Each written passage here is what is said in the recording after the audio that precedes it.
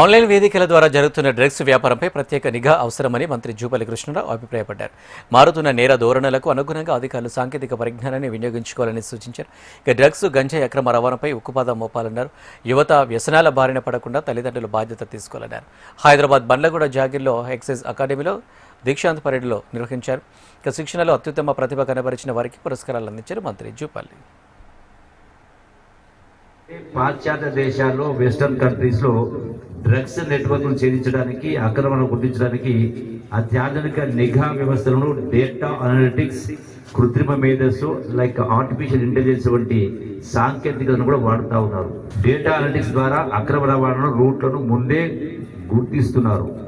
Community policing ద్వారా ప్రజలను భాగస్వామ్యం చేస్తూ ఉన్నారు. జీరో టాలరెన్స్ పాలసీతో చిన్న నేరాలను సీరియస్ గా తీసుకుంటున్నారు. మనం కూడా ఆ దిశగా నడవాలి.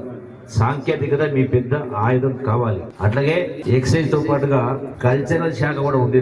ఈ కల్చరల్ శాఖ ద్వారా ఒకటి పోలీసింగ్ ద్వారా ఎక్సైజ్ డిపార్ట్మెంట్ ద్వారా ప్యారల్ గా సమాంతరంగా సమాజంలో ఉన్న అన్ని వర్గాల యొక్క ప్రజల యొక్క ఆలోచన విధానాన్ని మార్చాల్సిన అవసరం ఉంది. ఎందుకంటే ఈ రుగ్మతల వల్ల తల్లిదండ్రులు కావచ్చు, ప్రజాప్రతినిధులు కావచ్చు, ప్రజలందరి బాధ్యత కేవలం ఒక ఎక్సైజ్ డిపార్ట్మెంట్ బాధ్యతమే కాదు.